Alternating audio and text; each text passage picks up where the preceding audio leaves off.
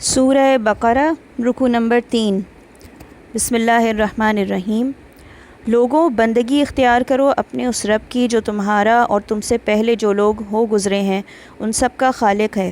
تمہارے بچنے کی توقع اسی صورت سے ہو سکتی ہے، وہی تو ہے جس نے تمہارے لیے زمین کا فرش بچھایا، آسمان کی چھت بنائی، اوپر سے پانی برسایا اور اس کے ذریعے سے ہر طرح کی پیداوار نکال کر تمہارے لیے رزق باہم پہنچایا۔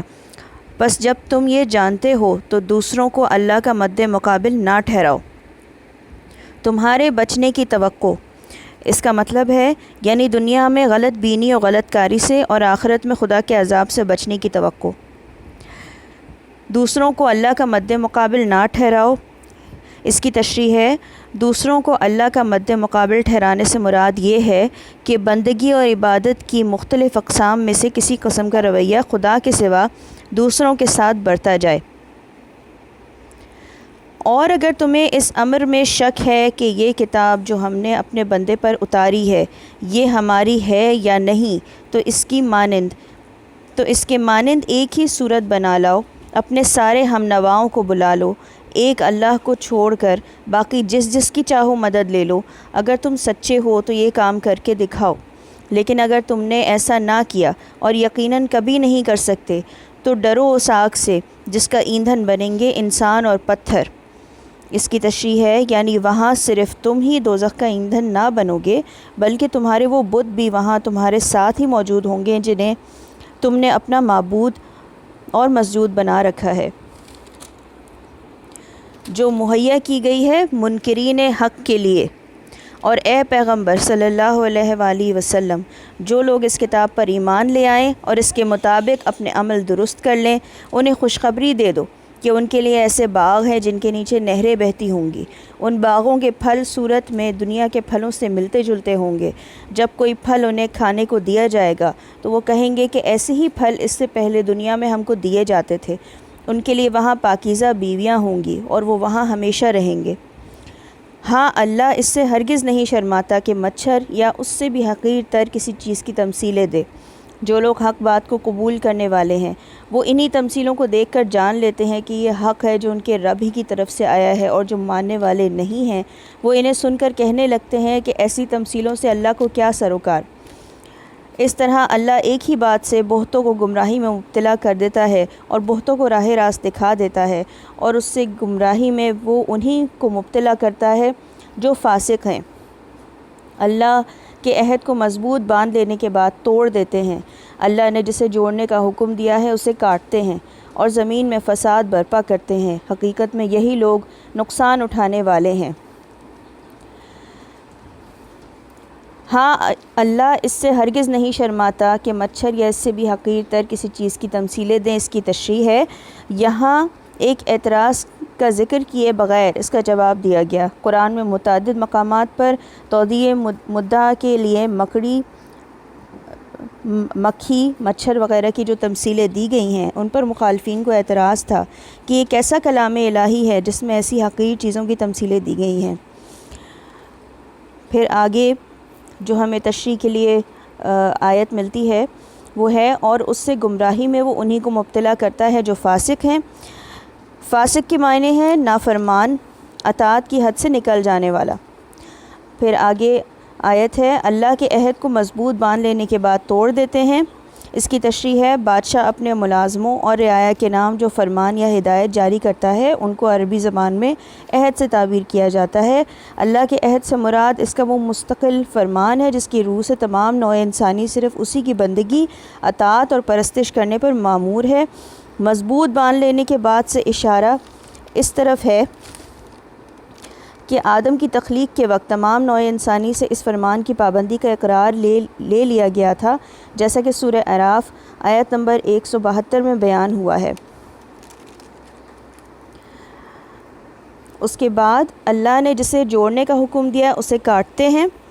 اس کی تشریح ہے یعنی جن روابط کے قیام اور استحکام پر انسان کی اجتماعی اور انفرادی فلاح کا انحصار ہے اور جنہیں درست رکھنے کا اللہ نے حکم دیا ہے ان پر یہ لوگ تیشہ چلاتے ہیں۔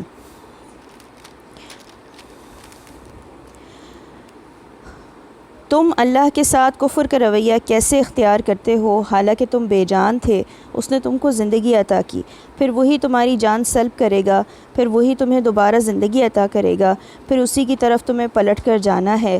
وہی تو ہے جس نے تمہارے لیے زمین کی ساری چیزیں پیدا کیں، پھر اوپر کی طرف توجہ فرمائی اور 7 آسمان استوار کیے، اور وہ ہر چیز کا علم رکھنے والا ہے۔ 7 آسمان کی تشریح ہے۔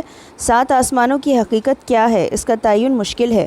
انسان ہر زمانے میں آسمان یا بالفاظ دیگر عالم بالا کے متعلق اپنے مشاہدات یا قیاسات کے مطابق مختلف تصورات قائم کرتا رہا ہے جو برابر بدلتے رہے ہیں۔ بس مجملاً اتنا سمجھ لینا چاہیے کہ یا تو اس سے مراد یہ ہے کہ زمین سے ماورا جس قدر کائنات ہے اسے اللہ نے 7 محکم طبقوں میں تقسیم کر رکھا ہے، یا یہ کہ زمین اس کائنات کے جس حصے میں واقع ہے وہ 7 طبقوں پر مشتمل ہے۔ آگے فرمایا ہے، پھر ذرا اس وقت کا تصور کرو جب تمہارے رب نے فرشتوں سے کہا تھا کہ میں زمین میں ایک خلیفہ بنانے والا ہوں۔ ایک خلیفہ، اس کی تشریح ہے، خلیفہ وہ جو کسی کی ملک میں اس کے عطا کردہ اختیارات اس کے نائب کی حیثیت سے استعمال کرے۔ انہوں نے عرض کیا، کیا آپ زمین میں کسی ایسے کو مقرر کرنے والے ہیں جو اس کے انتظام کو بگاڑ دے گا اور خونریزیاں کرے گا؟ آپ کی حمد و ثنا کے ساتھ تسبیح اور آپ کی تقدیس تو ہم کر ہی رہے ہیں۔ فرمایا، میں جانتا ہوں جو کچھ تم نہیں جانتے۔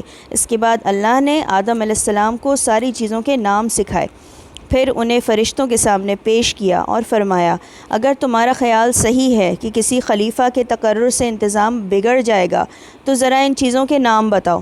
انہوں نے عرض کیا، نقص سے پاک تو آپ ہی کی ذات ہے، ہم تو بس اتنا ہی علم رکھتے ہیں جتنا آپ نے ہم کو دے دیا ہے، حقیقت میں سب کچھ جاننے اور سمجھنے والا آپ کے سوا کوئی نہیں۔ پھر اللہ نے آدم علیہ السلام سے کہا، تم انہیں ان چیزوں کے نام بتاؤ۔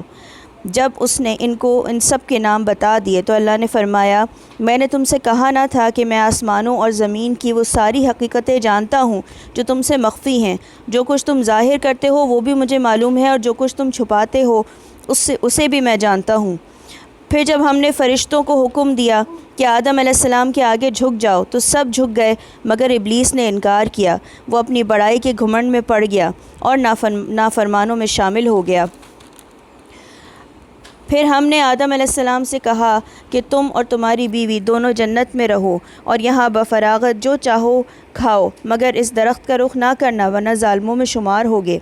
آخرکار شیطان نے ان دونوں کو اس درخت کی ترغیب دے کر ہمارے حکم کی پیروی سے ہٹا دیا اور انہیں اس حالت میں نکلوا کر چھوڑا جس میں وہ تھے۔ ہم نے حکم دیا کہ اب تم سب یہاں سے اتر جاؤ، تم ایک دوسرے کے دشمن ہو اور تمہیں ایک خاص وقت تک زمین میں ٹھہرنا اور وہیں گزر بسر کرنا ہے۔ اس وقت آدم علیہ السلام نے اپنے رب سے چند کلمات سیکھ کر توبہ کی جس کو اس کے رب نے قبول کر لیا، کیونکہ وہ بڑا معاف کرنے والا اور رحم فرمانے والا ہے۔ ہم نے کہا کہ تم سب یہاں سے اتر جاؤ، پھر جو میری طرف سے کوئی ہدایت تمہارے پاس پہنچے تو جو لوگ میری اس ہدایت کی پیروی کریں گے ان کے لیے کسی خوف اور رنج کا موقع نہ ہوگا، اور جو اس کو قبول کرنے سے انکار کریں گے اور ہماری آیات کو جھٹلائیں گے وہ آگ میں جانے والے ہیں جہاں وہ ہمیشہ رہیں گے۔ صدق اللہ العظیم۔